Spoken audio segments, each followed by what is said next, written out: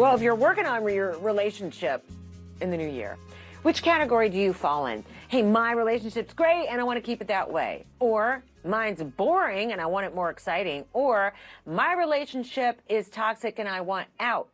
Advice for all three of those from our expert who's helping us get your mind right about your significant other. Clinical psychologist Jeff Gardere is joining us with more on that. I think we should start with a happy couple because that's probably the easiest. Advice to keep it that way? Yeah, exactly. Keep moving in the right direction. So take a look at the things that you've been doing right. Make sure that your partner agrees with the things that you think you've been doing right and what you do for one another. And then come up with a bucket list, Robin, of the things that you can do that keep things exciting and moving in that right direction. Okay, what about the relationship that either you have said I'm bored or you know that your partner is getting bored? Hey, bored is dangerous.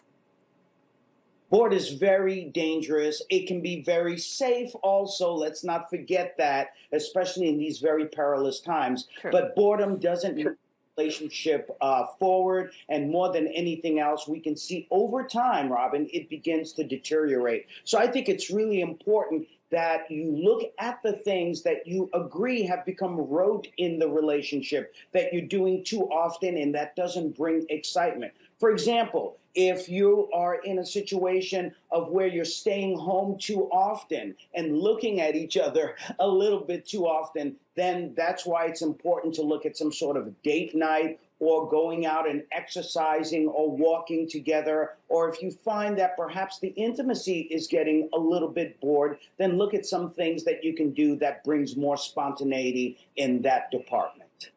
You know what, though? Doesn't bored kind of fall on yourself? Like, if you're bored, boo-hoo.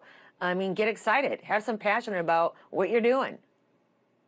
I agree. And this is where you do an assessment of yourself and be honest as to what it is that you're bringing to the relationship. You may be, you're absolutely right, making yourself bored, and at the same time, then that translates to boredom in the relationship and some resentment that you may have. But really, it's about changing you, a new you, as I like to say, in 2022.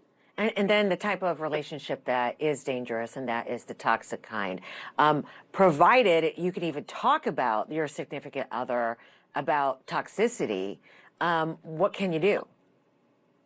Yeah, and I think it's a great point, provided that you can talk to them about it, because if you're with a narcissist, for example, we've heard that term over and over again, that person doesn't want to hear about what you have to say. They may be stuck in their own head. So I think it's important to draw that imaginary red line and be able to, if you can't talk about it with one another, be able to write down what you feel are some of the behaviors that your partner may have or that you may have that goes towards that red line. For example, flirting is close to that red line, and certainly you need to do something about that because it can hurt that other person's self-esteem and the stability of that relationship. But actually cheating in a relationship or even domestic violence, God forbid, goes over that red line, and therefore you really need to make a decision as to whether you're going to get some help, which is always important, or just get the heck out of that relationship because it's too dangerous. All right. Dr. Jeff Gardere, I hope you have a happy new year.